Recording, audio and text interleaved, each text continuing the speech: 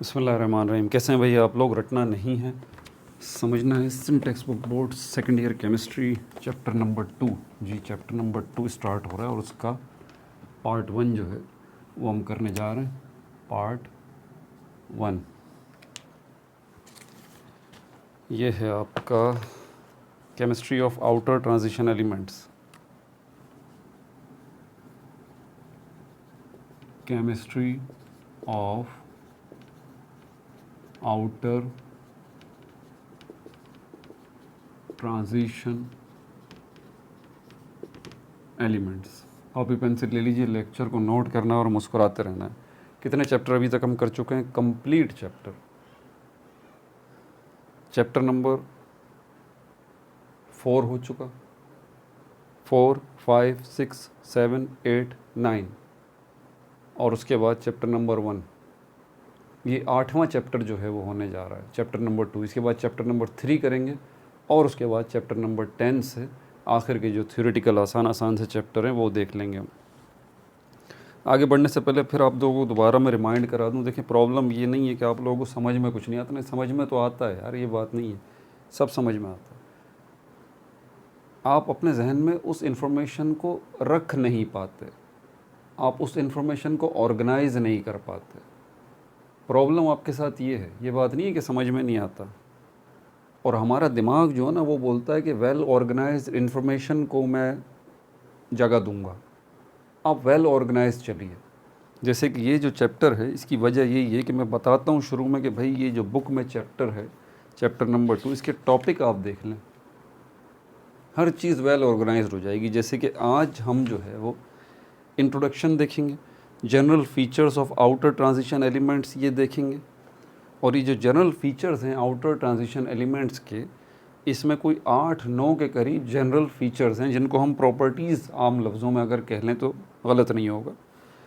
जैसे कि पहली प्रॉपर्टी या फर्स्ट फीचर जो है आउटर ट्रांजिशन एलिमेंट का वो इलेक्ट्रॉनिक स्ट्रक्चर है। फिर उसके बाद बाइंडिंग एनर्जी है, उसके बाद वेरिएबल ऑक्सीडेशन स्टेट्स हैं, फिर कैटालाइटिक एक्टिविटी है, फिर मैग्नेटिक बिहेवियर है, फिर एलॉय फॉर्मेशन है, उसके बाद कलर ऑफ कम्प्लेक्सेस है। ये जाके आपका एक टॉपिक मुकम्मल हो गया जिसका नाम क्या है? General features of outer transition elements.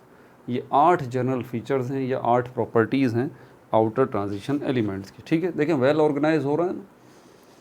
उसके बाद दूसरा टॉपिक इसके अंदर है nomenclature of coordination compounds. Nomenclature का टॉपिक मौजूद है। उसके बाद तीसरा टॉपिक जो है chemistry of some important transition elements. कुछ इम्पोर्टेंट ट्रांजिशन एलिमेंट्स की केमिस्ट्री। इसमें क्रोमियम है और क्रोमियम का कंपाउंड है पोटेशियम डाइक्रोमेट। उसके बाद मैंगनीज़ है और मैंगनीज़ का कंपाउंड है पोटेशियम परमैंगनेट। उसके बाद आयरन है। फिर स्टील टाइप्स एंड एप्लीकेशंस ये है। कॉपर है, मेटलर्जी ऑफ कॉपर है, कैसे कॉपर को निकाला जाता है। इसी में और टॉपिक्स हैं concentration, roasting, smelting, Bessemerisation, refining of copper. और ये आपका चैप्टर हो गया तमाम। हर चीज़ वेल ऑर्गेनाइज हो गई। पहले जनरल फीचर्स जिस पे अभी हम बात करने जा रहे हैं, धीरे धीरे वो बड़े हैं, एक दो वीडियोज़ में या 3 वीडियोज़ में जाके वो कवर होंगे। फिर उसके बाद क्या देखेंगे? नोमेनक्लेचर देखेंगे। उसके बाद क्या देखेंगे? केमिस्ट्री देखेंगे इम्पोर्टेंट एलिमेंट्स की, ट्रांजिशन एलिमेंट्स की। ठीक है, और फिर ये आपका चैप्टर तमाम हो जाएगा। उसके बाद सेल्फ असेसमेंट जो है वो देखेंगे एक वीडियो के अंदर सारे। फिर MCQs हो जाएंगे, शॉर्ट क्वेश्चन आ जाएंगे, डिस्क्रिप्टिव आ जाएंगे। तमाम हो गया चैप्टर। फिर उसके बाद चैप्टर 3 की तरफ जाएंगे। ये क्या है? ये देखें, ये पूरा का पूरा जो मैंने ओवरव्यू दिया है, आपको पता होना चाहिए आप कहाँ पर खड़े हैं, कितना कर चुके हैं और कितना करना बाकी है। आप यकीन करें, आप अपने माइंड को इस तरह से स्विच करेंगे ना, ये जो ढेर सारी इन्फॉर्मेशन है जो आपके लिए मुसीबत बनी हुई होती है, MD के टेस्ट की प्रिपरेशन के लिए पाकिस्तान में, या फिर ECAT है, या फिर हमारे पास इंडिया से बच्चे देख रहे होते हैं, जी है, मेंस है, एडवांस है, इतनी ढेर सारी जो इन्फॉर्मेशन जो आपके जहन में मुसीबत बनी हुई होती है, आप इसको वेल ऑर्गेनाइज करें बुक के चैप्टर्स के मुताबिक। आप देखें सारी चीज़ें बिल्कुल आपको क्लियर हो जाएगी, हर चीज़ आपको क्लियर हो जाएगी। ठीक है, अब आगे बढ़ते हैं। यहाँ पर इंट्रोडक्शन देख लेते हैं इसका। मैंने पहले ही कहा था कि इसमें इलेक्ट्रॉनिक कॉन्फ़िगरेशन जो है उसको क्विकली रिव्यू करना पड़ेगा। पीरियोडिक टेबल का सारा गेम है असल में। पीरियोडिक टेबल, अगर आप पीरियोडिक टेबल को थोड़ा सा याद करें ना, तो चैप्टर नंबर 1 में हमने एस ब्लॉक, यानी कि ये जो 2 ग्रुप थे 1A और 2A, जिसको हम एस ब्लॉक कहते हैं, इसको हम देख चुके। उसके बाद फिर हमने उसी चैप्टर के अंदर ये वाले ग्रुप देखे थे, जिसको पी ब्लॉक का नाम दिया गया था। 3A 4A 5A 6A 7A 8 है। उसके बाद अब बात हो रही है चैप्टर नंबर 2 के अंदर, ये ट्रांजिशन मेटल्स आ गए, इन्हीं की बात हो रही है, जिसका कुछ हिस्सा तो यहाँ मौजूद है बीच में और कुछ हिस्सा नीचे इन 2 रोज़ की शक्ल में मौजूद। तो ये पोर्शन हम करने जा रहे हैं अभी, ये वाला और ये वाला, ये बात जहन में रखिएगा आप, ठीक है। ये हम पिछले चैप्टर में निपटा चुके, पी ब्लॉक हम पिछले चैप्टर में निपटा चुके। कलेक्टिवली इनको रिप्रेजेंटेटिव एलिमेंट्स कहा जाता है, कलेक्टिवली एस और पी ब्लॉक एलिमेंट्स को, समझ आ गई बात। और इन्हीं ट्रांजिशन एलिमेंट्स को डी ब्लॉक एलिमेंट्स भी कहा जाता है। देखें वेल ऑर्गेनाइज्ड है ना सब कुछ। तो ये पीरियोडिक टेबल आपके सामने, आपको पता होना चाहिए। अब यहाँ पर देख लें chemistry of outer transition elements. Outer transition elements definition इसकी पहले आपको पता होनी चाहिए, नोट कर लीजिए। इसमें इन चैप्टर्स के अंदर, इनऑर्गेनिक केमिस्ट्री के अंदर आपके पास कोई कैलकुलेशन नहीं करनी है, आपको कोई प्रॉब्लम वगैरह सॉल्व नहीं करनी। इसमें सारी क्यों, क्या, कैसे, हाउ, इन छोटे छोटे सवालात के आपको जवाब देने हैं। और वो आप कैसे दे सकते हैं, नोट करके। नोट कीजिए, नोट कीजिए। मैं आपको साथ साथ बताता रहूँगा कि ये क्यों हुआ, ये कैसे हुआ। यही ट्रिकी क्वेश्चंस हैं जो कि पूछे जाते हैं।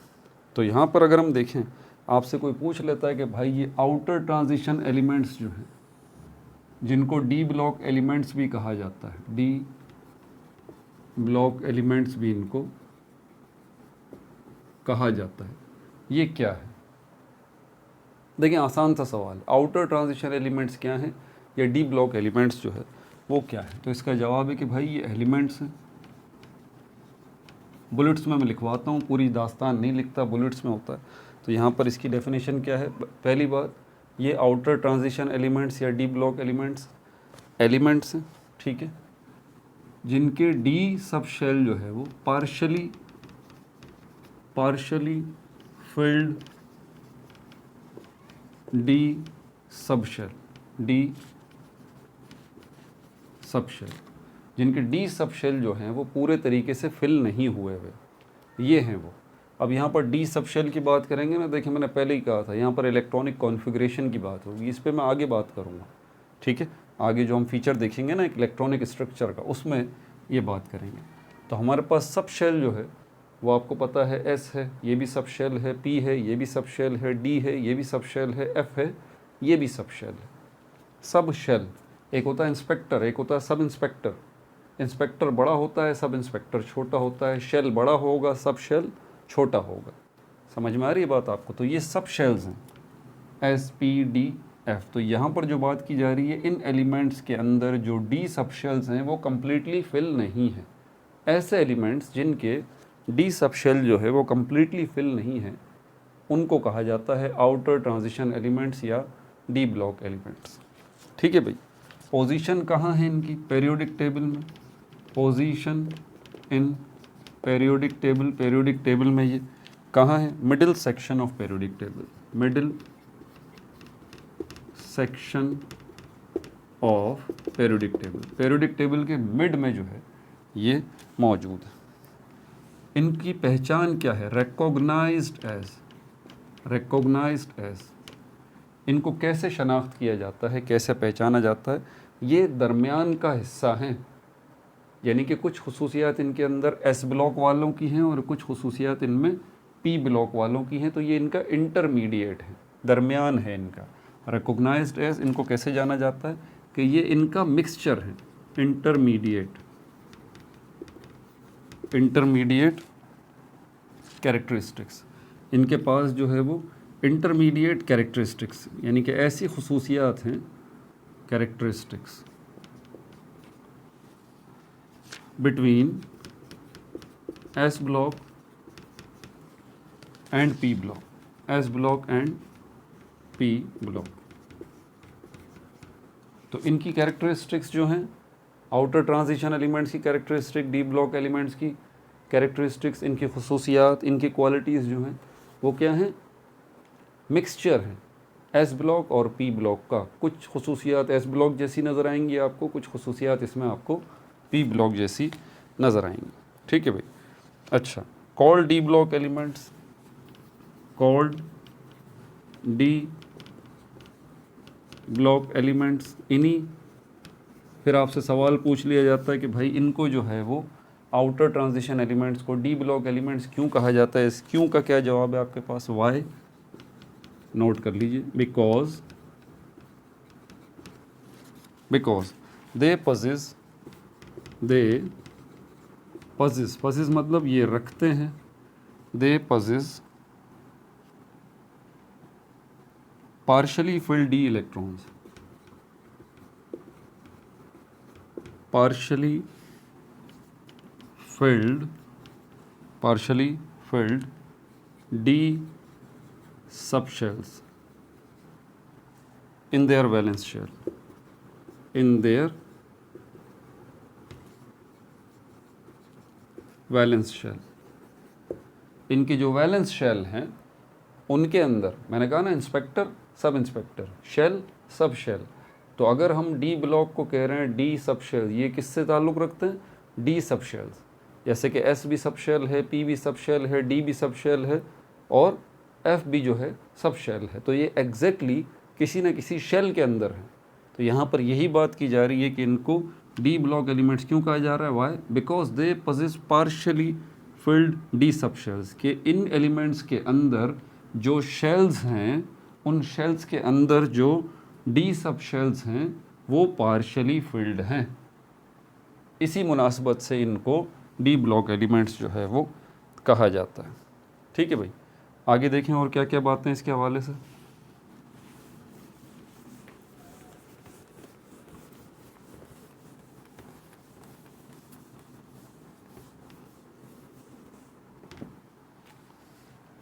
इम्पोर्टेंस, इनकी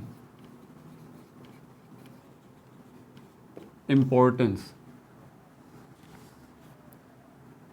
इंडस्ट्री में, इंडस्ट्री लेवल पे, इंडस्ट्री लेवल के ऊपर डी ब्लॉक एलिमेंट्स की बहुत ज़्यादा इंपॉर्टेंस होती है। ठीक है, इंडस्ट्री लेवल समझते हैं ना, कमर्शियल लेवल पे, बड़े पैमाने पे मास प्रोडक्शन जहाँ पर होती है।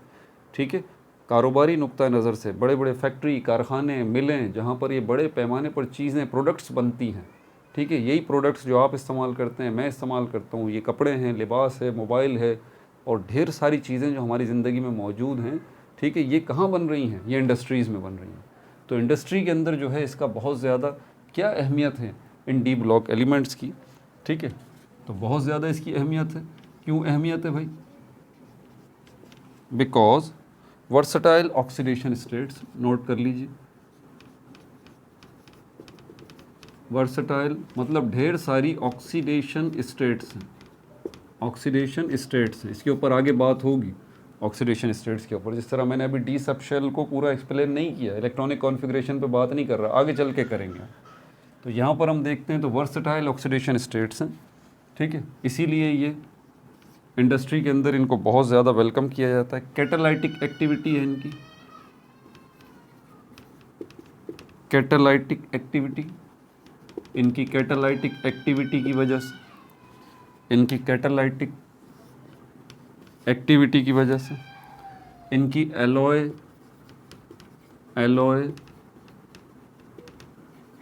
फॉर्मिंग एक्टिविटी की वजह से, इनकी एलॉय फॉर्मिंग एक्टिविटी की वजह से, इनके कलर की वजह से, इनके कम्प्लेक्स फॉर्मिंग एबिलिटी की वजह से, कम्प्लेक्स फॉर्मिंग एबिलिटी की वजह से, ये सारी चीज़ें आपको समझ में आ जाएंगी, टेंशन लेने की ज़रूरत नहीं है। ये ऑक्सीडेशन स्टेट क्या है, कैटालाइटिक एक्टिविटी इनकी क्या है, एलॉय फॉर्मिंग क्या है, अभी तो आप इसको नोट कर लें, आगे सब आपको समझ में आ जाए, आगे इन्हीं पे बात है। ठीक है, और नंबर 6 कम्प्लेक्स, अच्छा मैग्नेटिक बिहेवियर,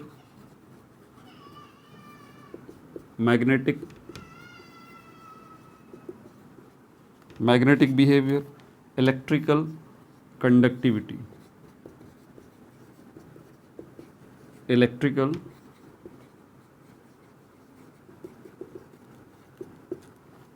कंडक्टिविटी। अगर आप रट्टे वाले नहीं हैं, और एग्जैक्टली रट्टे वाले बच्चे नहीं हैं आप, तभी तो इस चैनल पे आप मौजूद हैं, तो आपके लिए जो समझने वाले बच्चे उनको तो पॉइंट्स चाहिए ना। आपके एग्ज़ाम में भी अगर आपसे पूछ लिया जाता है भाई इंडस्ट्रियल लेवल पे या वैसे ये डी ब्लॉक एलिमेंट्स की जो है आप इम्पोर्टेंस बताइए, तो इन्हीं सिर्फ पॉइंट्स को लेके आप ढेरों ढेर लिख सकते हैं, बहुत सारा कुछ लिख सकते हैं। ठीक है, अब इसके बाद चलते हैं series of D block elements. In D block elements को 4 सीरीज़ में हमने डिवाइड किया हुआ है। ठीक है, डिवीजन ऑफ, इसको हम ये कर लेते हैं आसान लफ्ज़ों में, groups of D block elements. 4 groups में हमने इनको डिवाइड किया हुआ है। यहाँ ग्रुप से मतलब मेरा ये नहीं है ये 1A 2A, ठीक है, वैसे ही जो ग्रुपिंग करते हैं ना, तो ये जितने ढेर सारे हमारे पास डी ब्लॉक एलिमेंट्स हैं, आउटर ट्रांजिशन एलिमेंट्स हैं, इनको 4 क्लासेस में हमने डिवाइड कर लिया है, 4 ग्रुप्स में हमने इनको डिवाइड कर लिया है, जिनको हम क्या नाम दे रहे हैं, हम उनको सीरीज़ का नाम दे रहे हैं, या यूँ कह लें सीरीज़ ऑफ, चलें ये हो जाएगा series of D block element. तो ये 4 सीरीज़ हैं, 4 सीरीज़ हैं। पहली सीरीज़ जो है इसको हम कहते हैं 3D सीरीज़, 3D सीरीज़। दूसरे नंबर पे जो है वो 4D सीरीज़ है, 4D सीरीज़। तीसरे नंबर पे जो है वो हमारे पास 5D सीरीज़ है, 5D सीरीज़ है। और चौथे नंबर की सीरीज़ जो है हमारे पास 6D सीरीज़ है, 6D सीरीज़। ये कहाँ पर मौजूद है, ये देखें यहाँ पर पीरियड बने हुए हैं ना, ये ऊपर जो है फर्स्ट पीरियड यहाँ से शुरू होता है, फर्स्ट पीरियड जिसमें हाइड्रोजन आ जाता है और हीलियम आ जाता है। पीरियड्स क्या हैं, पीरियड्स हमारे पास ये जो रोज़ बनी हुई हैं लेफ़्ट टू राइट, जो आप यूँ जा रहे हैं, ये लेफ़्ट टू राइट जो आप जा रहे हैं, ये रोज़ जो हैं, ये रोज़ क्या हैं, ये पीरियड्स हैं। 7 पीरियड्स में हमने पीरियोडिक टेबल को डिवाइड किया हुआ। ये फर्स्ट पीरियड है, उसके बाद second period, third period, fourth, fifth, six, 7, 7 periods हैं, मतलब 7 रोज़ हैं। तो ये जो हमारे पास 4D सीरीज़ है, ये कौन से पीरियड से शुरू हो रहा है, ये शुरू हो रहा है, अभी यहाँ पर इसके बारे में बात आ रही है, मैं लिख देता हूँ। अब इनको हम बारी बारी एक्सप्लेन कर लेते हैं। Number 1 3D series. 3D series में 10 एलिमेंट्स हैं, 10 एलिमेंट्स हैं। आपको पीरियोडिक टेबल खोलना पड़ेगा, इसके लिए देखना पड़ेगा ताकि आप क्लियरली देख लें। इसमें 10 एलिमेंट्स हैं और ये 4th पीरियड से शुरू होता है, 4th पीरियड से। और scandium to zinc, scandium to zinc जो है, इसके अंदर एलिमेंट आते हैं। अब यहाँ पर पीरियोडिक टेबल की आपको ज़रूरत पड़ेगी। यहाँ पर देखें फर्स्ट पीरियड ये आ गया, सेकंड, थर्ड, फोर्थ। ये 4th पीरियड जो है, ये 4th पीरियड जो है लेफ़्ट टू राइट जो जा रहा है, इसके अंदर आप देखेंगे बीच में ट्रांजिशन मेटल के, ये जो ट्रांजिशन मेटल है यहाँ पर आप 4th पीरियड में यहाँ से आप देखेंगे, आप अगर पीरियोडिक टेबल खोलें तो आपको नज़र आएगा ये फर्स्ट वाला हाइड्रोजन हीलियम वाला पीरियड हो गया। ठीक है, देख रहे हैं ना, देखना पड़ेगा आपको वरना आप गुम हो जाएंगे इस लेक्चर के अंदर। ठीक है, उसके बाद सेकंड जो हमारे पास पीरियड है वो लिथियम से लेके कहाँ तक जा रहा है, नियॉन तक। थर्ड पीरियड हमारा सोडियम से लेके कहाँ तक जा रहा है, आर्गॉन तक। 4th पीरियड हमारा पोटेशियम से शुरू हो रहा है ये 4th पीरियड। लेकिन पोटेशियम को हम शामिल नहीं करेंगे, ना कैल्शियम को शामिल करेंगे जो उसके बराबर में है। क्यों? क्योंकि पोटेशियम और कैल्शियम तो हमारे एस ब्लॉक वाले हैं। उसके बाद फिर आप स्कैंडियम को देखेंगे, SC नज़र आ रहा है, स्कैंडियम, उसके साथ टाइटेनियम है, फिर वेनेडियम है, फिर क्रोमियम है, फिर मैंगनीज़ है, आयरन है, कोबाल्ट है, निकल है, कॉपर है और जिंक है। ये 10 एलिमेंट हैं बस यहाँ तक। उससे आगे फिर गैलियम है, जर्मीनियम है, आर्सेनिक है, ये तो P ब्लॉक वाले शुरू हो जाते हैं। तो बिल्कुल मिडिल में जो है ये मौजूद हैं, स्कैंडियम से लेके जिंक तक। ये हमारे पास कौन सी सीरीज़ है, 3D सीरीज़। इसी के नीचे देखें 4D सीरीज़, इसी के नीचे शुरू हो जाएगी। इसी के नीचे दूसरी सीरीज़ जिसका नाम है 4D सीरीज़, ये आ जाती है। 4D सीरीज़ के अंदर ये कहाँ से शुरू है? फिफ्थ पीरियड से, फिफ्थ पीरियड से। नीचे देख लें आप, उसी के नीचे आपको फिफ्थ पीरियड नज़र आ रहा होगा। फ्रॉम यूट्रियम, कौन सा एलिमेंट है ये? Y double T R I U M, yttrium, जिसको कैपिटल वाई से रिप्रेजेंट करते हैं। To cadmium, to cadmium C D. आप देखें पीरियोडिक टेबल में आपको नज़र आएगा। इसके अंदर भी कितने हैं? 10 एलिमेंट्स, 10 एलिमेंट्स। ठीक है भाई, 3D सीरीज़ हो गया और 4D सीरीज़ भी हो गया। आप देख सकते हैं फोर्थ पीरियड जो है रुबिडियम से शुरू हो रहा है और उसके बराबर में स्ट्रोंटियम है, लेकिन रुबिडियम और स्ट्रोंटियम दोनों एस ब्लॉक एलिमेंट के हैं। ठीक है, उसके बाद यट्रियम शुरू हो रहा है, zirconium, niobium, molybdenum, technetium, ruthenium, rhodium, palladium, silver और कैडमियम। बिल्कुल लास्ट में सी डी आपको ये नज़र आ रहा होगा। ठीक है भाई, उसके बाद फिर हमारे पास अगली सीरीज़ शुरू हो जाती है 5D सीरीज़।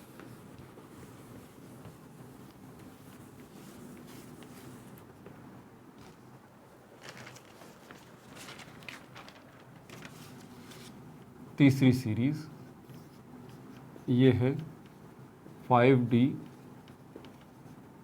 सीरीज़। ठीक है भाई, 5D सीरीज़ ये कहाँ से शुरू है? सिक्स्थ पीरियड से, सिक्स पीरियड। अब ये 6 पीरियड और 7 पीरियड आपको थोड़ा सा परेशान करने वाले हैं, लेकिन मैं आपको परेशान नहीं होने दूंगा, आप टेंशन नहीं लें। ठीक है, 6 पीरियड से ये 5D सीरीज़ शुरू हो रही है। एलिमेंट कौन सा है? लैंदेनम,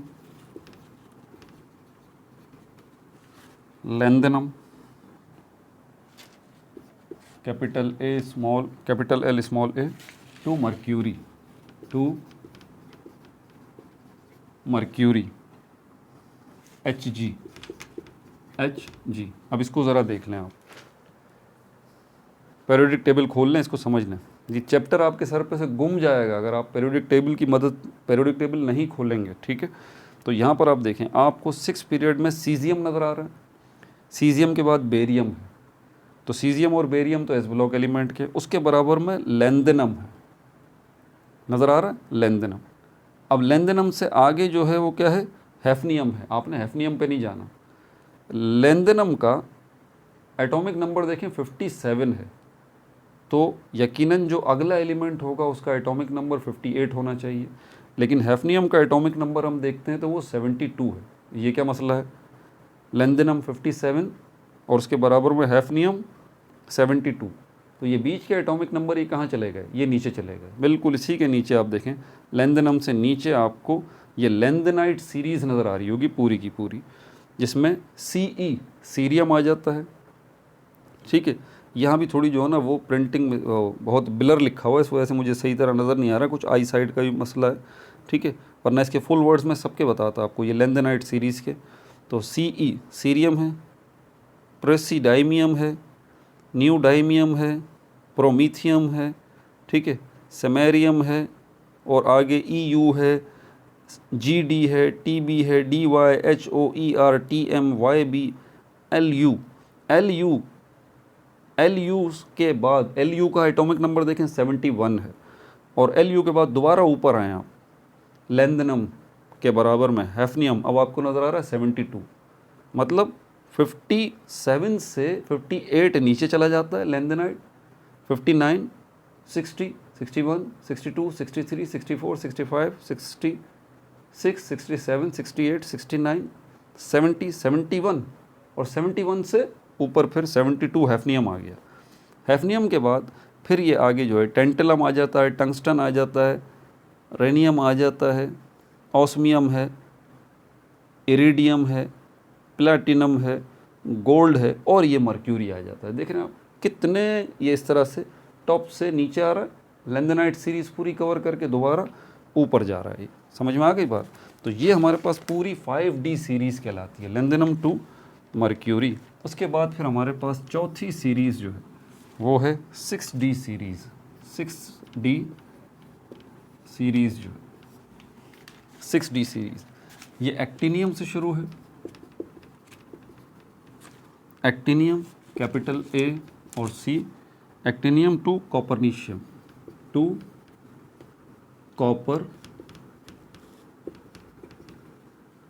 कॉपरनीशियम CN। इसके लिए दोबारा आप देखें 7th पीरियड से आप शुरू हो जाइए, ये यहाँ से शुरू है। पहले तो फ्रेंशियम है, फिर रेडियम है, ये दोनों एस ब्लॉक एलिमेंट के हैं, और उसके बाद फिर ये एक्टिनियम। कौन सा इसका एटॉमिक नंबर एक्टिनियम का 89। 89 के बाद नीचे आ जाएं बिल्कुल, एक्टिनाइट सीरीज़, आखिरी आपको सीरीज़ नज़र आ रही होगी एक्टिनाइट सीरीज़, उसमें आपको 90 एटॉमिक नंबर नज़र आ रहा होगा TH, ठीक है, ये थोरियम है। उसके बाद 91, 92, 93, 94, 95, 96, 97, 98, 99, 100, 101, 102, 103, फिर दोबारा ये 103 से ऊपर जाएगा दोबारा एक्टिनियम के बराबर में, रदरफोर्डियम 104, और यहाँ से आगे चलता चलता फिर ये 112 तक आएगा कॉपरनीशियम। इससे आगे नहीं जाएंगे आप जी, बस कॉपरनीशियम तक। ये पूरा का पूरा हमारे पास 6D सीरीज़ कहलाती है, ठीक है भाई। तो ये सीरीज़ का इंट्रोडक्शन हो गया। अब चलते हैं आगे general features of outer transition elements की। फीचर्स जो हैं इनको दो हिस्सों में हमने डिवाइड कर लिया है ट्रांजिशन एलिमेंट्स की।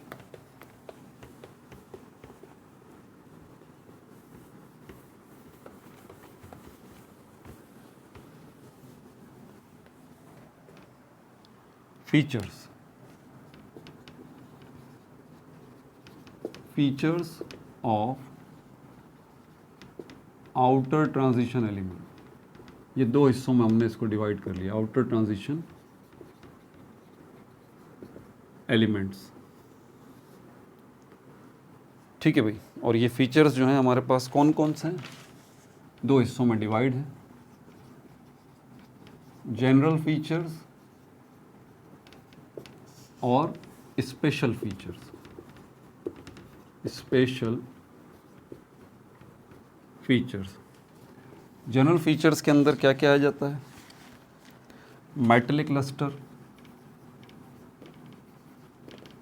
नोट करते जाइए, metallic lustre. Number 2 shiny appearance, shiny appearance. Number 3 hardness. Number 4 high density, high density. Number 5 malleable. Number 6 ductile. Number 7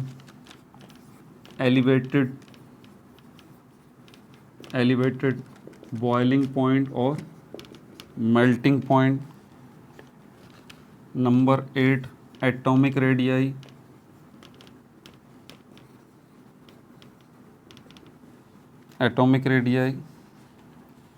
ठीक है, ये 8 हमारे पास क्या हैं, जनरल फीचर हैं। स्पेशल फीचर्स क्या हैं, स्पेशल फीचर्स में आपके पास इलेक्ट्रॉनिक स्ट्रक्चर आ जाता है, इलेक्ट्रॉनिक स्ट्रक्चर आ जाता है। उसके बाद बाइंडिंग एनर्जी आ जाता है, बाइंडिंग एनर्जी। फिर आ जाता है वेरिएबल ऑक्सीडेशन स्टेट्स, वेरिएबल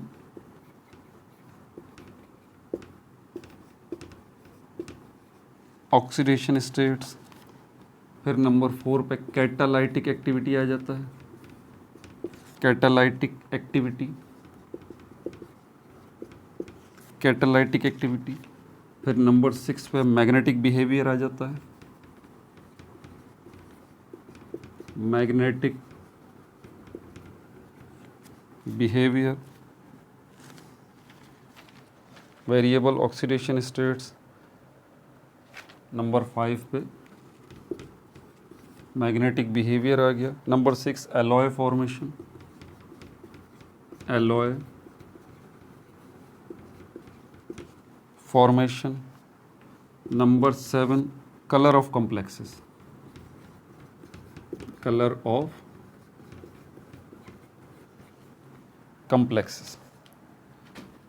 ठीक है भाई, तो स्पेशल फीचर्स इन्हीं पे आगे वीडियो बनेंगी आगे, ठीक है। और मेटलिक लस्टर, ये जनरल फीचर्स हो गए, इनकी तफसीलात अभी बता देता हूँ आपको। मेटलिक वर्ड मेटल से निकला है क्योंकि ये मेटल है, ठीक है। लस्टर जो है इसका मतलब क्या होता है, चमक, शाइन। तो लस्टर का मतलब ही क्या है, शाइन। तो इनकी जो शाइनिंग है, शाइनिंग तो बहुत सारी चीज़ें करती हैं, ठीक है, लेकिन वो सारी मेटल नहीं होती। समझ आ रही है बात आपको?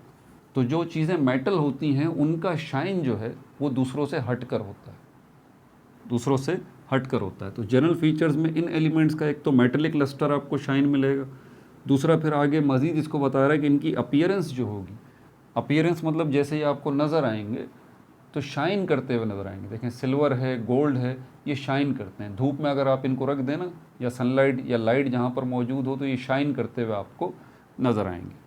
हार्डनेस, ये सख्त होते हैं। हाई डेंसिटी, इनकी डेंसिटी भी बहुत हाई होती है।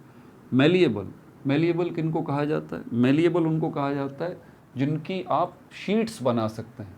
तो ये आउटर ट्रांजिशन एलिमेंट्स हैं या डी ब्लॉक एलिमेंट्स जो हैं, ट्रांजिशन एलिमेंट्स जो हैं, इनकी आप शीट्स बना सकते हैं। एक मिसाल हमारे पास आयरन की है, देखिए आयरन की शीट्स होती हैं।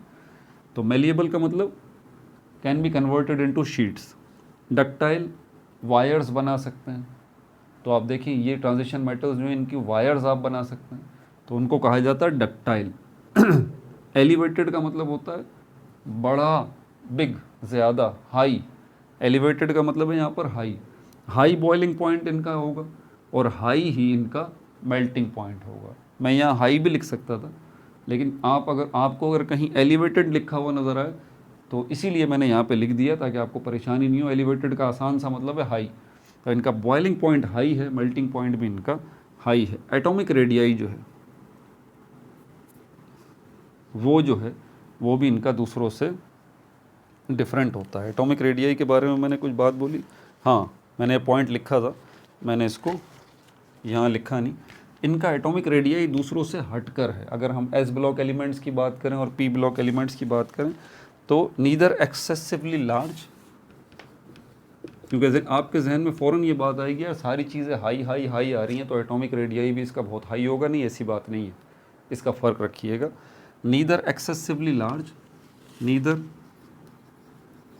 एक्सेसिवली लार्ज, ना तो कोई बहुत ज़्यादा बड़ा इनका एटॉमिक रेडियाई है, नॉर स्मॉल, नॉर स्मॉल, और ना ही बहुत छोटा है, मतलब दरमियाना इनका एटॉमिक रेडियाई आपको मिलेगा। कोई आपसे पूछ ले वाई, वजह क्या है भाई इनकी, तो वजह बता दें भाई। इनकी वजह ये है कि इनको हम मिडिल में रखते हैं ना पीरियोडिक टेबल में, तो मिडिल में पीरियोडिक टेबल में रखने की वजह असल में यही है कि यहाँ पर इनका एटॉमिक रेडियाई जो है वो एस ब्लॉक और पी ब्लॉक एलिमेंट्स के दरमियान का एटॉमिक रेडियाई होता है। इसीलिए इनको रखा जो है एस ब्लॉक और पी ब्लॉक के दरमियान में है ट्रांजिशन एलिमेंट्स को, ठीक है भाई। तो ये जनरल फीचर्स हो गए। स्पेशल फीचर्स में हमारे पास इलेक्ट्रॉनिक स्ट्रक्चर, बाइंडिंग एनर्जी, इनकी तो पूरी तफसील हैं, डिटेल्स हैं, ठीक है। तो इनके ऊपर अब बात करते हैं बारी बारी। पहले इलेक्ट्रॉनिक स्ट्रक्चर के ऊपर जो है वो बात कर लेते हैं।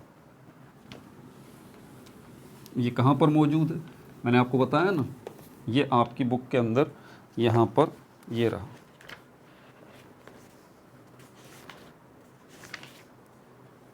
पेज नंबर 36 पे इलेक्ट्रॉनिक स्ट्रक्चर। फिर क्या है, पेज टर्न करें तो आपको बाइंडिंग एनर्जी नज़र आएगा, उसी के नीचे वेरिएबल ऑक्सीडेशन स्टेट, उससे आगे चलेंगे कैटालिटिक एक्टिविटी आएगा, उससे आगे चलेंगे मैग्नेटिक बिहेवियर, उससे आगे चलेंगे एलॉय फॉर्मेशन। देख रहे हैं इस वीडियो में और आगे आने वाली वीडियोज़ में, मतलब आगे आने वाली वीडियो में कोशिश करेंगे पूरा ही निपटा लें, लेकिन बहुत बड़े बड़े टॉपिक है, बड़े कॉन्सेप्ट्स हैं, ठीक है।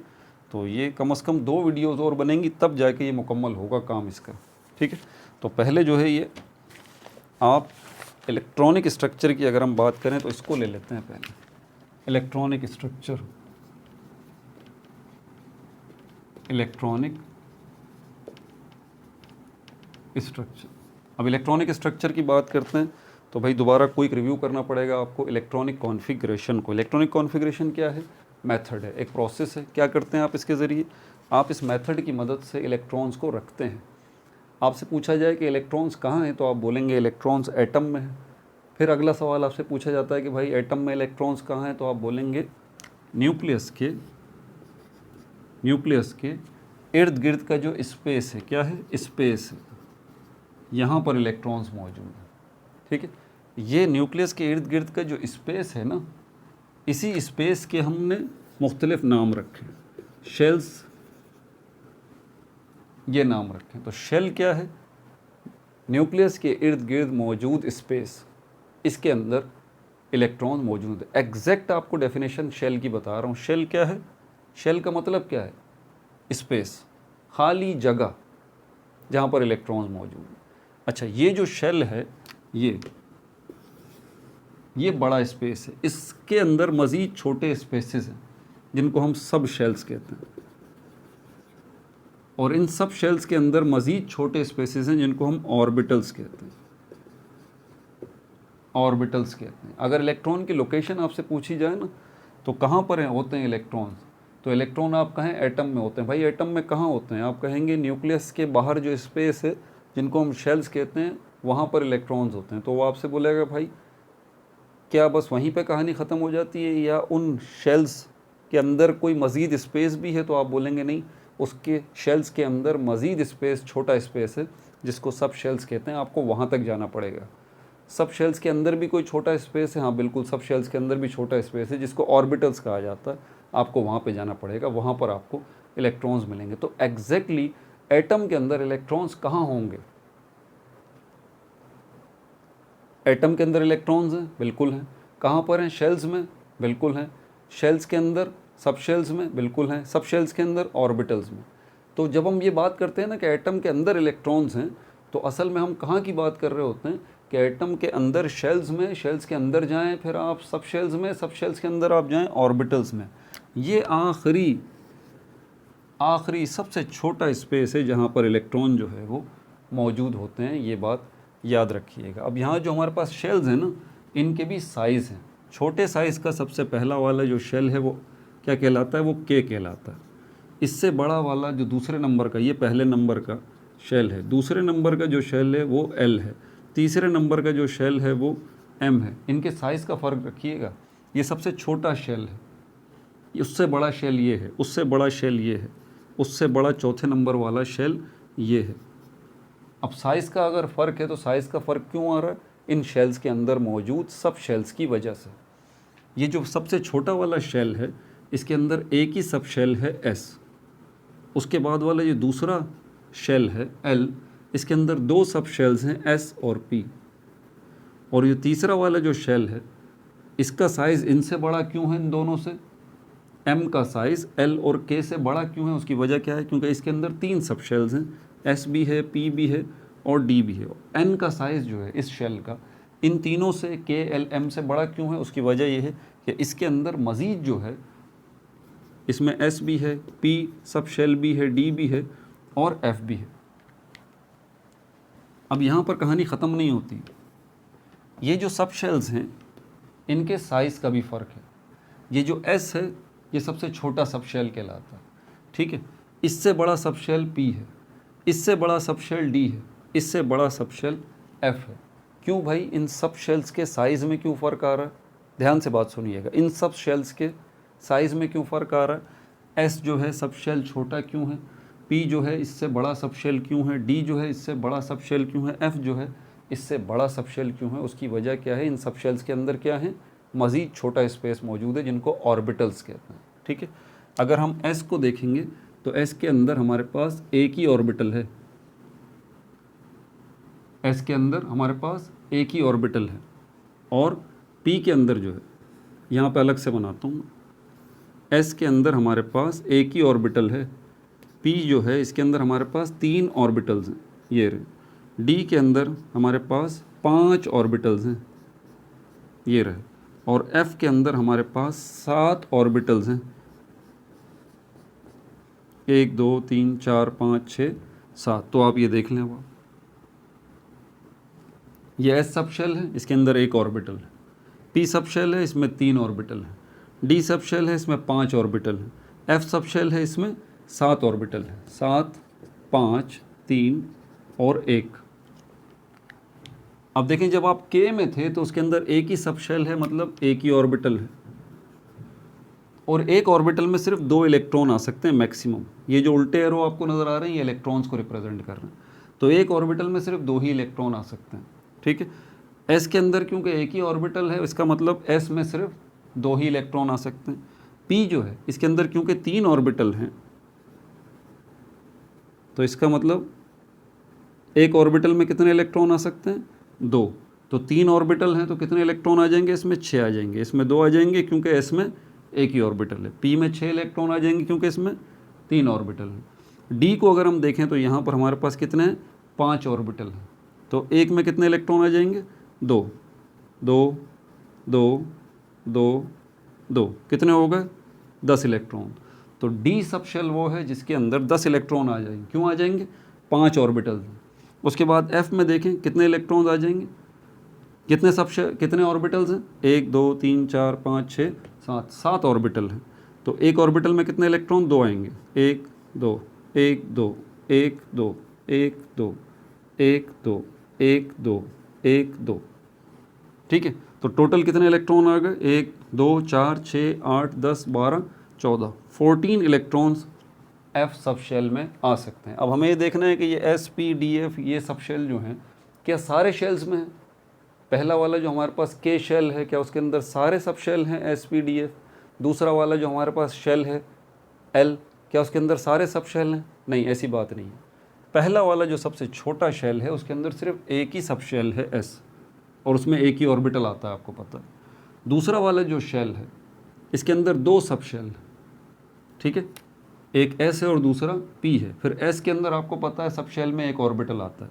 पी में जो है वो कितने ऑर्बिटल आते हैं? 3 ऑर्बिटल आते हैं। और एक ऑर्बिटल में कितने इलेक्ट्रॉन आ सकते हैं? 2 आ सकते हैं। तो 2 इलेक्ट्रॉन यहाँ पर और 6 इलेक्ट्रॉन यहाँ पर। टोटल अगर हम करें तो 8 इलेक्ट्रॉन जो है वो 8 इलेक्ट्रॉन एल के अंदर हमें नज़र आते हैं। इसी तरह एम जो है शेल, इसके अंदर 3 सब शेल हैं, एस भी है, पी भी है, डी भी है।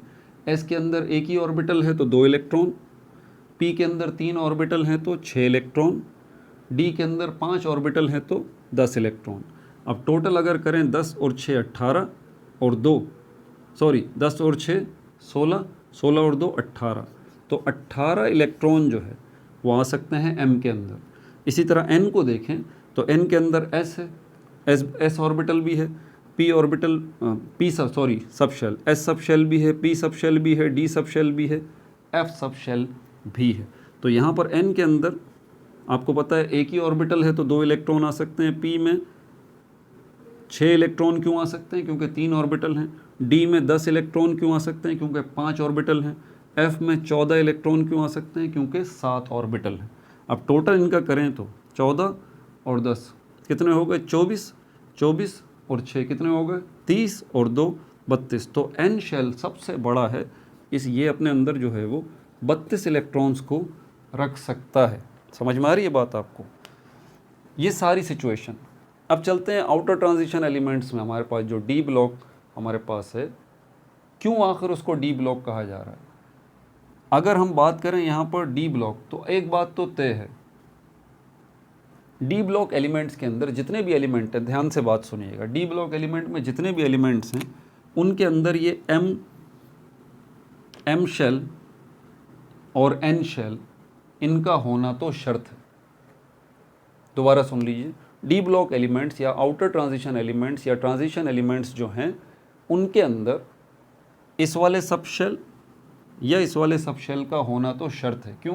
क्योंकि इनमें देखें आप, सिर्फ एम के अंदर अगर आप देखें, डी सिर्फ आपको एम में नज़र आ रहा है, ये रहा, और एन के अंदर भी आपको डी नज़र आ रहा है, ये रहा। तो जिसमें डी मौजूद है एग्जैक्टली वही तो आएंगे डी ब्लॉक एलिमेंट्स में। बात समझ आ रही है आप? जिसमें डी मौजूद है वही शेल्स आपको डी ब्लॉक एलिमेंट्स में नज़र आएंगे, ये बातें हैं। और इन्हीं डी सब शेल्स की बात वो कर रहा है, क्या कि ये जो डी सब शेल्स हैं ये क्या हैं? इनकम्प्लीट हैं, इनकम्प्लीट हैं। इन्हीं डी सब शेल्स की वो बात कर रहा है कि ये इनकम्प्लीट हैं, यानी कि पार्शली फिल्ड हैं। इनकम्प्लीट मतलब पार्शली फिल्ड। और डी का मैंने बताया था ना, ये रहा डी, डी में कितने ऑर्बिटल हैं? 5, 5 ऑर्बिटल। तो 5 ऑर्बिटल हैं तो कितने इलेक्ट्रॉन आ सकते हैं? 10 आ सकते हैं। अब देखें डी को मैं यहाँ बनाता हूँ 1 2 3 4, इसमें कितने इलेक्ट्रॉन आ सकते हैं? 10 इलेक्ट्रॉन आ सकते हैं, तभी फिल होगा ना भाई, तभी फिल होगा अगर 10 इलेक्ट्रॉन हो। लेकिन यहाँ पर 10 इलेक्ट्रॉन आपको किसी भी ट्रांजिशन एलिमेंट के अंदर, उसके डी सब शेल के अंदर आपको 10 के 10 इलेक्ट्रॉन नहीं नज़र आएंगे। कोई ट्रांजिशन एलिमेंट ऐसा होगा जिसके अंदर आपको एक ही इलेक्ट्रॉन नज़र आएगा। कुछ ट्रांजिशन एलिमेंट्स ऐसे होंगे जिसके अंदर आपको 2 ऑर्बिटल्स के अंदर एक एक इलेक्ट्रॉन नज़र आएगा। कुछ ट्रांजिशन एलिमेंट्स ऐसे होंगे जिसमें डी सब शेल के अंदर आपको 3 ऑर्बिटल्स के अंदर एक एक नज़र आएगा। कुछ ट्रांजिशन एलिमेंट्स ऐसे होंगे जिसके अंदर आपको 4 ऑर्बिटल्स के अंदर एक एक इलेक्ट्रॉन नज़र आएगा। कुछ ट्रांजिशन एलिमेंट्स ऐसे होंगे जिसके अंदर आपको 5 ऑर्बिटल्स के अंदर एक एक इलेक्ट्रॉन नज़र आएगा। कुछ ट्रांजिशन एलिमेंट्स ऐसे होंगे जिसमें आपको पहला वाला ऑर्बिटल के अंदर तो 2 इलेक्ट्रॉन नज़र आएंगे, बाकी में एक एक नज़र आएगा। कुछ ट्रांजिशन एलिमेंट आपको ऐसे नज़र आएंगे जिसके अंदर ये फिल होगा। कुछ ट्रांजिशन एलिमेंट हो इसमें ये फिल होगा। कुछ ऐसे होंगे जो ये होगा, कुछ ऐसे होंगे जो ये होगा। नहीं नहीं नहीं नहीं, ये नहीं होगा, यही तो बात कर रहा है वो। ट्रांजिशन एलिमेंट्स जो हैं उनकी क्वालिटी ही तो यही है कि उनका डी जो सब शेल है वो पूरा भरा हुआ नहीं होगा, पूरे के पूरे 10 इलेक्ट्रॉन नहीं होंगे। ये बात जहन में रखिए, पूरे के पूरे 10 इलेक्ट्रॉन नहीं होंगे, 9 होंगे, 8 होंगे, 7 होंगे, 6 होंगे, 1 हो। ये बात जहन में रखिएगा। तो ये इलेक्ट्रॉनिक स्ट्रक्चर जो है मैंने समझाना ज़रूरी था। अब आपको सारी चीज़ें इसकी समझ में आएंगी। अब जो पॉइंट्स मैंने लिखे हैं उनको नोट कर लें। ये मिटा दूं, अभी इलेक्ट्रॉनिक स्ट्रक्चर हम देख रहे हैं।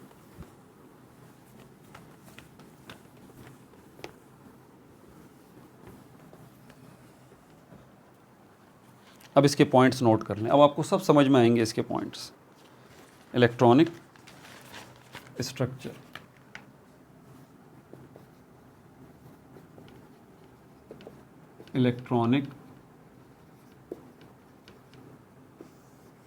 Electronic structure. पहला पॉइंट इसका जो वैलेंस इलेक्ट्रॉन है, वैलेंस इलेक्ट्रॉन, ये वैलेंस इलेक्ट्रॉन कौन से होंगे? लास्ट शेल, उसको वैलेंस शेल कहा जाएगा। उस लास्ट शेल जिसको हम वैलेंस शेल कह रहे हैं, उसके अंदर सब शेल होगा, उसके अंदर ऑर्बिटल होगा, उसमें इलेक्ट्रॉन होगा। समझ आ रही है बात आपको? जब हम कह रहे हैं कि वैलेंस इलेक्ट्रॉन, तो ये इलेक्ट्रॉन कौन सा इलेक्ट्रॉन है? जो लास्ट शेल है, उसके अंदर जो सब शेल है, उसके अंदर जो ऑर्बिटल है, उसके अंदर जो इलेक्ट्रॉन है, उसकी बात हो रही है, वैलेंस इलेक्ट्रॉन। ठीक है, बात मेरी समझ में नहीं आई तो दोबारा वीडियो बैक करके दोबारा मेरे इस जुमले को सुने। अब यहाँ पर जो वैलेंस इलेक्ट्रॉन है, both in outermost shell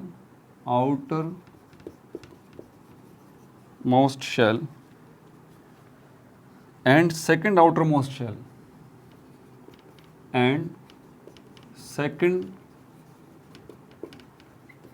outermost shell इसको हम क्या कहते हैं? पैन अल्टीमेट शेल कहते हैं, पैन अल्टीमेट शेल। अब इलेक्ट्रॉन्स जब भरे जाते हैं ना, ये बात जहन में रखिएगा, ऐसा नहीं होता कि आप जो है वो इससे पहले वाले इलेक्ट्रॉन को छोड़ के दूसरे वाले पे चले जाएं। मिसाल के तौर पर अगर क्लोरीन को ले लेते हैं, मिसाल के तौर पर क्लोरीन 17 इलेक्ट्रॉन। स्टार्ट कहाँ से आप लेंगे? पहले शेल से लेंगे। 17 इलेक्ट्रॉन्स आपके पास हैं क्लोरीन के, आपको इलेक्ट्रॉनिक कॉन्फ़िगरेशन करनी है। कहाँ जाएंगे? पहले के में जाएंगे। के में क्या है? एस मौजूद है। एस में क्या है? एक ही ऑर्बिटल है, तो इसके 2 इलेक्ट्रॉन आप लेंगे, पहले इसमें रख देंगे, ये हो जाएगा 1s2। के में, के के अंदर एस में, एस के अंदर ये जो ऑर्बिटल है, ये 2 इलेक्ट्रॉन रख दिए। इसी चीज़ को मैं यहाँ पर ऐसे दिखा रहा हूँ, ये देखिए 1s2। अब 17 में से 2 इलेक्ट्रॉन निकल गए, कितने बचे? 15। अब कहाँ जाएंगे आप? के जो पहला शेल है, इसका मामला निमट गया। अब इससे अगला कौन सा है? दूसरे नंबर वाला L, आपको पता है L में S भी है और L में P भी है सब शेल, और S जो है इसके अंदर एक ही ऑर्बिटल है और P जो है इसके अंदर 3 ऑर्बिटल है। तो K से निमटने के बाद 2 इलेक्ट्रॉन यहाँ रखने के बाद आप कहाँ जाएंगे? अगले शेल की तरफ, L की तरफ। तो L का नंबर कौन सा है? दूसरा। ये देखें नंबर देखें 2, 2 किसको रिप्रेजेंट कर रहा है? L को। L के अंदर जो S है 2S, और L जिसका नंबर 2 है उसके अंदर जो P है 2P। समझ में आई बात आपको? ये जो है वो K को रिप्रेजेंट कर रहा है, ये जो है वो L को रिप्रेजेंट कर रहा है। अब कितने इलेक्ट्रॉन बचे हैं हमारे पास? 17 में से 2 निकल के यहाँ आ गए, 15 बचे। अगले शेल की तरफ गए L की तरफ, इसमें 2 इसमें डाल दिए, और P में कितने आ सकते हैं? यहाँ भी मैं साथ साथ कर रहा हूँ, देखिए 2 यहाँ पर आ गए,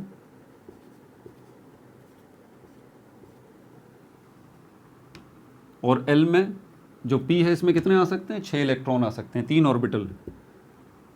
तो यहाँ पर जो है वो 17 में से 2 चले गए इसके अंदर, 15 बचे, 15 में से 2 इसके अंदर आ गए, कितने बचे? 13, 13 में से 6 इसमें से आ जाएंगे, तो 2 ये हो गए और 2 ये हो गए और 6 ये हो गए, टोटल कितने हो गए? 10 इलेक्ट्रॉन। अल्टीमेटली अब आपको किस में जाना पड़ेगा? तीसरे शेल की तरफ जाना पड़ेगा, तीसरे शेल की तरफ।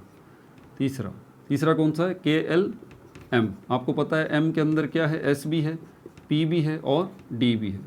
ऐसे ही S के अंदर एक ही ऑर्बिटल है, P के अंदर 3 ऑर्बिटल हैं, D के अंदर 5 ऑर्बिटल हैं। अब कहाँ जाएंगे आप? तीसरे की तरफ, 3 में पहले किसके पास जाएंगे? S में। S में एक ही ऑर्बिटल है, 2 इलेक्ट्रॉन रख सकते हैं, 3s2, 17 इलेक्ट्रॉन है ना, 1s2, 2s2, 2p6, 3s2। ठीक है, अब कितने बच गए? 17 में से 2 निकले 15, फिर 8 निकले, 10 बचे। 10 में से 2 आपने निकाल दिए, यहाँ कर देता हूँ 17, पहले 2 इलेक्ट्रॉन निकले, कितने बचे? 15, फिर 15 में से 2 और 6 8, 8 इलेक्ट्रॉन आपने माइनस किए, 15 में से कितने बचे आपके पास? 7 इलेक्ट्रॉन। 7 इलेक्ट्रॉन में से 2 आपने इसके अंदर रखे, कितने बचे? 5 इलेक्ट्रॉन बचे आपके पास। अल्टीमेटली अब आप 3 के अंदर S निमट चुका, अब P की तरफ जाएंगे आप। P में 3 ऑर्बिटल हैं, 1 2 3, आपके पास इलेक्ट्रॉन कितने बचते हैं? 5 बचते हैं। तो ये आप इसके अंदर रखेंगे 3p5, ये आपकी इलेक्ट्रॉनिक कॉन्फ़िगरेशन होगी। किसकी? क्लोरीन की। 1s2, 2s2, 2p6, 3s2, 3p5। समझ में आ रही है बात आपको? इलेक्ट्रॉनिक कॉन्फ़िगरेशन ये इसकी हो गई। यहाँ मैंने पिक्चर्स भी बना के आपको दिखा दिए। देखिए इसके अंदर कैसे आएंगे? 5 आएंगे ना टोटल, 1 2 3, फिर इसको डबल करें, इसको डबल करें, इसको छोड़ दें। डी जो है क्लोरीन के अंदर, डी सब शेल मौजूद है अपने 5 ऑर्बिटल के साथ, लेकिन इलेक्ट्रॉन ही ख़त्म हो गए, तो इसलिए इसकी कहानी यहाँ पे तमाम हो गई। ये बात नहीं है कि डी सब शेल नहीं है, नहीं वो भी है, लेकिन इलेक्ट्रॉन ही ख़त्म हो गए ना। समझ आ रही है बात आपको? तो यहाँ पर वो बोल रहा है valence electron both in outermost shell and second outermost shell, penultimate shell. ये इस पॉइंट को सिर्फ समझाने के लिए मैंने क्लोरीन की इलेक्ट्रॉनिक कॉन्फ़िगरेशन किया। आप मुझे एक सवाल का जवाब दे दीजिए। आपने जो इलेक्ट्रॉनिक कॉन्फ़िगरेशन देखी, आपने देखा कि मैंने पहले जब तक मैं सबसे पहले स्टार्ट कहाँ से लिया?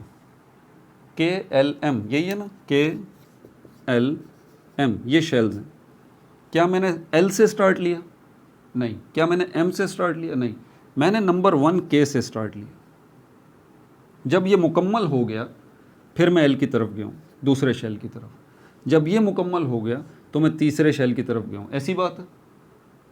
और अब यहाँ देखें, K के अंदर S निमट गया, फिर मैं L की तरफ गया और L के अंदर मुझे S और P दोनों मिले। पहले मैंने S को फिल किया, फिर मैंने P को फिल किया।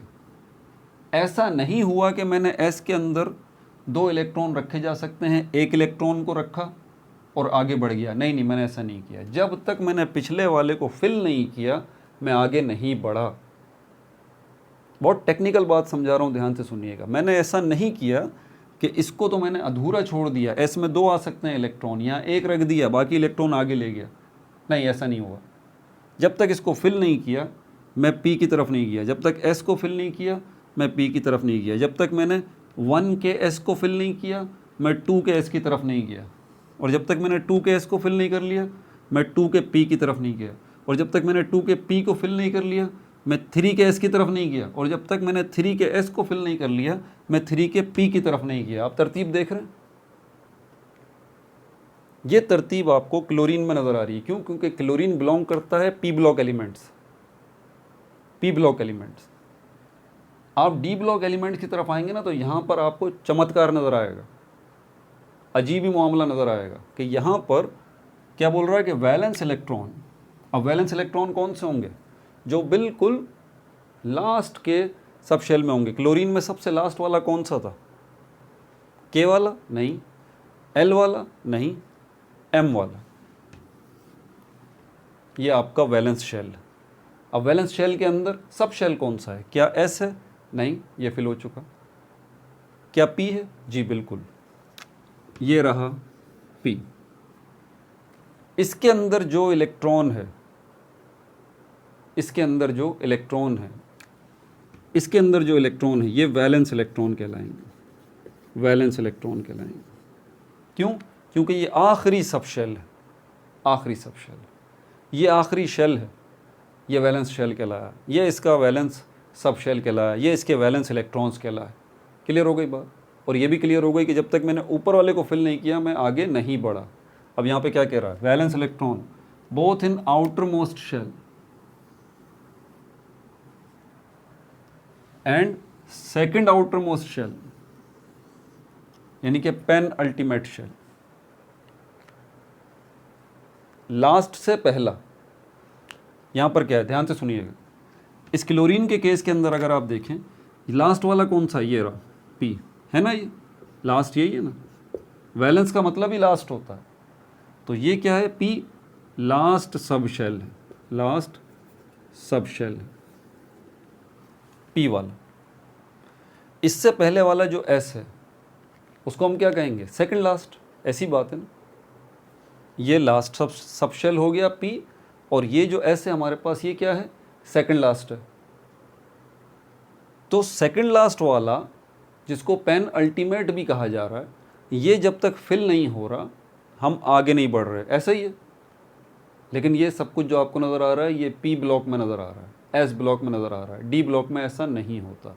डी ब्लॉक में ये मुमकिन है कि सेकंड लास्ट जो है उसको आप कंप्लीट न करें, उसको अधूरा छोड़ के आप आगे बढ़ जाएं, और ऐसा ही होता है डी ब्लॉक एलिमेंट्स के अंदर के पेन अल्टीमेट शेल जो है, वैलेंस शेल जो है, पेन अल्टीमेट शेल जो है वो कंप्लीट नहीं होता, तो आप आगे बढ़ जाते हैं, और आप आगे बढ़ जाते हैं दूसरे शेल की तरफ। अब ज़रा ध्यान से मेरी बात सुनिएगा। यहाँ तो मैंने सब शेल की बात की है ना, यहाँ मैंने सब शेल की बात की। अब थोड़ा सा मुस्कुरा के मेरी बात को सुनिए। ये जो शेल है इसके सब शेल्स की बात हो रही है, सेकंड लास्ट सब शेल और लास्ट सब शेल। ऐसी है भाई। इससे तीसरे नंबर वाले एम से निकल के आप दूसरे वाले की तरफ आ जाएं, दूसरे वाले की तरफ आ जाएं। 2L ये वाला, ये कंप्लीट फिल किया था ना, फिर हम तीसरे 3M की तरफ गए थे। अगर मैं कहूँ कि ट्रांजिशन एलिमेंट्स जो हैं, डी ब्लॉक एलिमेंट्स जो हैं, वो पिछला शेल भी मुकम्मल नहीं करते, अगले शेल की तरफ चले जाते हैं, तो अब आप क्या कहेंगे? आप सर ही पकड़ेंगे ना अपना, बोलेंगे यार क्या मुसीबत है। ऐसे ही होता है, ऐसा ही होता है। ये जो वाला जो शेल है एल वाला, इस केस के अंदर ये सेकंड लास्ट है, इसी को हम कहेंगे penultimate shell, penultimate shell, इसी को हम कहेंगे पेन अल्टीमेट शेल। ये पेन अल्टीमेट शेल जो है असल में ये भी पूरा फिल नहीं होगा ट्रांजिशन एलिमेंट्स की इलेक्ट्रॉनिक कॉन्फ़िगरेशन के अंदर। यही पंगा है, यही प्रॉब्लम है। ये पूरा फिल नहीं होगा, बल्कि ये दूसरे शेल, इसको आखिर में इनकम्प्लीट छोड़ के ये कहाँ चला जाएगा? ये अगले वाले पे चला जाएगा, तीसरे वाले पे चला जाएगा। तो दो जगहों पर अब आपको वैलेंस इलेक्ट्रॉन्स नज़र आएंगे, दो जगहों पर आपको। क्योंकि वैलेंस इलेक्ट्रॉन की असल में जो डेफिनेशन होती है ना, वो होती है अनपेयर्ड इलेक्ट्रॉन की, अनपेयर्ड इलेक्ट्रॉन की। ऐसा कभी भी नहीं होता, पीछे आपने देखा हो कि हमने एक ऑर्बिटल के अंदर, आपने नोट किया एक ऑर्बिटल के अंदर 2 इलेक्ट्रॉन होते हैं, दो दो दो। पेयर का मतलब होता है क्या, 2 ही होता है ना। अनपेयर्ड का क्या मतलब होता है, एक। आपने अभी देखा कहीं भी मैंने ऑर्बिटल्स के अंदर इलेक्ट्रॉन रखे हैं, मैंने उनके पेयर मुकम्मल किए हैं, ठीक है, अनपेयर्ड नहीं छोड़ा। तो यहाँ पर अनपेयर्ड इलेक्ट्रॉन का मतलब है वैलेंस इलेक्ट्रॉन। तो जब वैलेंस इलेक्ट्रॉन की बात हम करेंगे, ये अनपेयर्ड इलेक्ट्रॉन की बात करेंगे। जैसे यहाँ आपने क्लोरीन में पी के अंदर ये लास्ट वाला देखा, ये अनपेयर्ड इलेक्ट्रॉन। ऐसा ही अनपेयर्ड इलेक्ट्रॉन इससे पहले वाले शेल में भी आपको नज़र आएगा, डी ब्लॉक एलिमेंट्स में। और ऐसा ही अनपेयर्ड इलेक्ट्रॉन, वैलेंस इलेक्ट्रॉन, आपको लास्ट वाले शेल में भी, उसके किसी सब शेल में, उसके किसी ऑर्बिटल में आपको ऐसा ही वैलेंस इलेक्ट्रॉन नज़र आएगा, ऐसा ही नज़र आएगा। तो यही वो बात कर रहा है कि वैलेंस इलेक्ट्रॉन जो है, जो अनपेयर्ड इलेक्ट्रॉन है, both in outermost shell and second outermost shell, penultimate shell, वहाँ पर आपको नज़र आएंगे। जैसे कि यहाँ पर देखें, सेकेंड वाला L और थर्ड वाला M, इसके अंदर भी वैलेंस इलेक्ट्रॉन आपको नज़र आएगा, अनपेयर्ड इलेक्ट्रॉन आपको नज़र आएगा। और ये वाला जो है लास्ट वाला, इसके अंदर भी किसी सब शेल के किसी ऑर्बिटल के अंदर आपको इलेक्ट्रॉन अनपेयर्ड नज़र आएगा। समझ आ गई बात? दिमाग घूम तो नहीं रहा? भाई अभी वो कमेंट में बच्चा मुझसे कह रहा था, सर इतनी डिटेल में मत बताइएगा। यार देखो मैं क्या करूं, ट्रांजिशन मेटल अब खेल तमाशा थोड़ी ना है यार। ट्रांजिशन मेटल जो है ये, इसीलिए मैं कहता हूँ आम एवरेज बच्चों का इस चैनल पे काम नहीं है यार। इस चैनल पे थोड़े बच्चे हैं, आपकी सब्सक्रिप्शन नहीं चाहिए भाई, आपके लाइक्स नहीं चाहिए, चुने हुए बच्चे चाहिए, किसी भी मुल्क के हों, पढ़ने का शौक़ रखते हों, इंडिया के हों, पाकिस्तान के हों, बांग्लादेश के हों, कहीं से भी हों, जो मेरी ये ज़बान समझते हैं, किसी भी मकतबा फ़िक्र से हों, मुझे इससे मतलब नहीं है। मुझे पढ़ने वाले बच्चे चाहिए जो बोलें सर बस समझा दें, सिखा दें, वो चाहिए। ठीक है भाई, कोई बात समझ में नहीं आई तो वीडियो बैक करके दोबारा मेरी बात सुने। ये पॉइंट मैंने आपको लिखवा दिया इसका। अच्छा, पिक्चर ख़त्म नहीं हुई है अभी, जो है इसका आगे एक पॉइंट जो है वो और भी है, बल्कि मेरे ख़्याल में उसको हम बाद में बात करेंगे। इलेक्ट्रॉनिक स्ट्रक्चर अभी मुकम्मल नहीं हुआ अनफॉर्चुनेटली, ठीक है ना। लेकिन जिन बच्चों ने ये लेक्चर सुन लिया है और इसके सुनने के फ़ौरन बाद वो अगला लेक्चर सुनेंगे ना, इसका पार्ट 2, तो इलेक्ट्रॉनिक स्ट्रक्चर के अंदर के बाकी जो पॉइंट्स हैं वो उनको बड़े आसानी से समझ में आ जाएंगे, क्योंकि मुश्किल तरीन मरहला उन्होंने मुकम्मल कर लिया है। बात अगर समझ में नहीं आई हो तो वीडियो बैक करके मेरी बात दोबारा सुनिए। ठीक है भाई, अपना बहुत ज़्यादा ख्याल रखिएगा। No like no subscribe, only share.